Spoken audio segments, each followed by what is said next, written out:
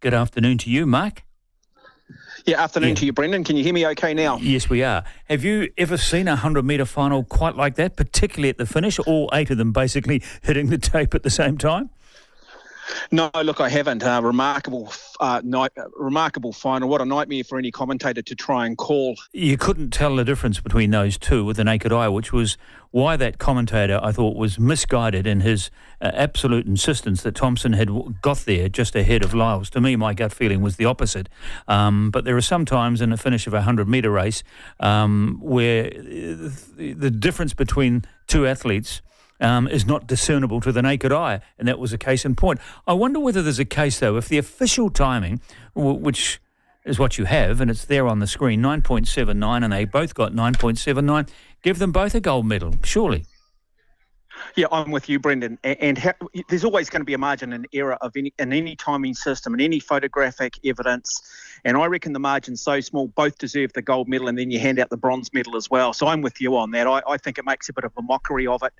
Unless you can prove your system has 0.000 margin of error, both athletes should have got the gold medal, in my opinion, Brendan. I think that would have been justice. Well, if you are going to take it to the 1,000th of a second, that should be the official timing for every contestant in the race, not just two who were close together at the finish line. But anyway, Lyles, rightly or wrongly, got up to win the gold medal. It was a terrible start he's got. That's his weakness, isn't it, his starts.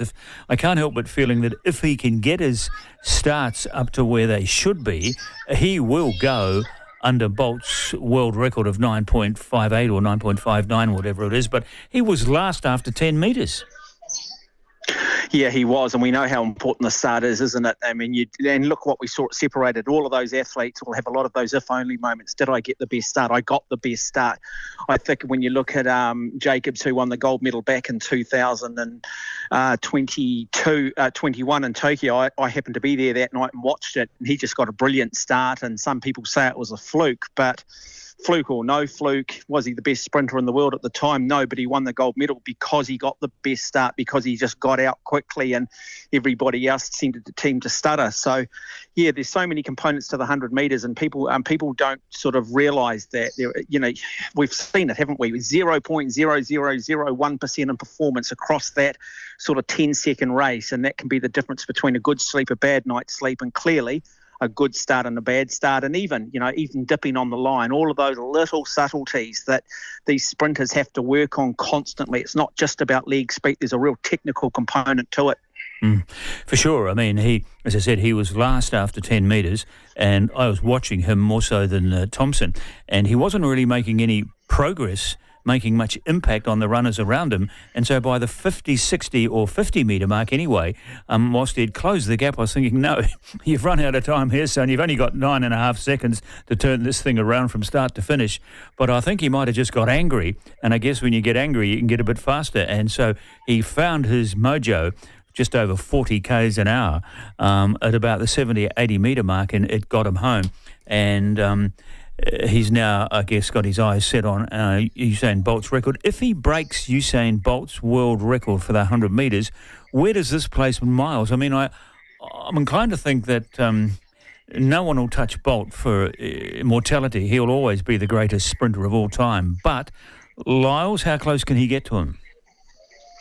Yeah, look, I don't know. I think the best time prior to that, I think it's about 9.65. A lot of very few athletes in history have gone under 9.7. There's nothing sort of physically special about Lyles. I think Bolt's record's safe, unless clearly there's some sort of outside assistance comes in perhaps, but which is sprinting, I guess. But, yeah, I just can't see Bolt's record ever being broken. Well, certainly, I don't think in my lifetime, Brendan. I think it's just one of those records that might just stand the test of time. I mean, Bolt, tall, X Factor. We know the history of. Well, he was never pushed, was he? That's the other thing. I mean, Lyles was pushed right to the 99th metre in this race. I don't recall anyone ever getting anywhere near close to Bolt in any race. I mean, breaking world records is one thing, you know that, Brendan. But your place in history is measured by Olympic Games. It's what you do. Look, I remember just going back to, the 1,500 metre runner, not Morselli, who was the 1,500 metre runner back in 2004 there. I'm just having a mental block. Yeah, the Moroccan guy. And and he'd basically been tripped 4 years earlier. Saeed Awita, was it? Think of it in 2 seconds. Yeah. Terrible on live radio, isn't it, Brendan? When old age catches up with you a little bit. Yeah. But he ended up getting tripped, I think, in 2000 and winning the bronze. Now, he was the 4-time world champion. He was the world record holder. He was world record holder over 2,000 metres, over the mile, over 1,500 metres. Hisham El Garouge. El Garouge. Yeah. El Garouge. And I always remember that final. I think it was the Australian commentator, and he said, and there is Hisham El Garouge. Will he become the greatest ever, or will he become the greatest never? And I've always hung on to that line, because that's what the Olympics are about. As good as you are in every other form, winning world championships, holding world records, you have to win that Olympic Games gold medal. In the case, sometimes you might have to win multiple Olympic game gold medal to truly etch your name amongst the greats. World records are great. John Walker said it himself. World records come and go. Olympic Games gold medals last forever. The nice thing for Lyles is he has this Olympic Games gold medal now. He has that one behind him. For whatever happens going forward, he knows he'll always be an Olympic champion. So his status is there now amongst the greats. It's now what he does at World Championships. It's now what he does at, as you said, in terms of world records. Yeah, the curious thing about this aura around the Olympic Games gold medal, as you say, world records come and go.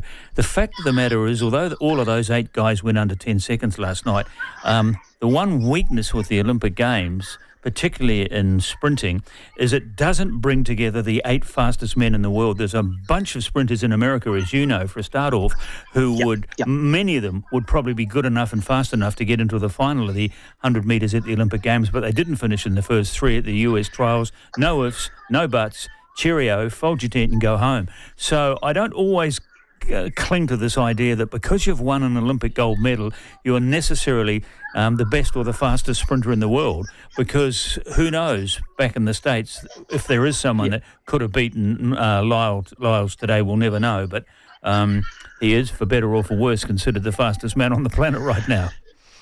Yeah. Look, and I think New Zealand. Look, in the past, you go back to Rob Waddell and you go back to Mahe Drysdale. Only one of those guys could actually ever go to the Olympic Games. We were only able to see one single sculler. It was only up until the last Olympics, or this Olympics, we're suddenly allowed to send Amy Fisher along with Lisa Carrington. We're only ever allowed one representative. I remember days of board sailing when we had the likes of McIntosh and we had the likes of the Tom Ashleys, and we could only send one. Yet we potentially had the number 1, 2, 3 board sailors in the world. As I said, the one and 2 scullers in the world. If it's the Olympic Games, and so if the Olympic Games are that, so you're right. The best athletes aren't always there, Brendan. If they're the that best special, from each country might be there. If they're that special, the Olympic Games, shouldn't it be the fastest in the world, regardless of how many come from one country? Okay, I know you could have a situation where 6 out of the 8 finalists in 100 metres for men would be from America,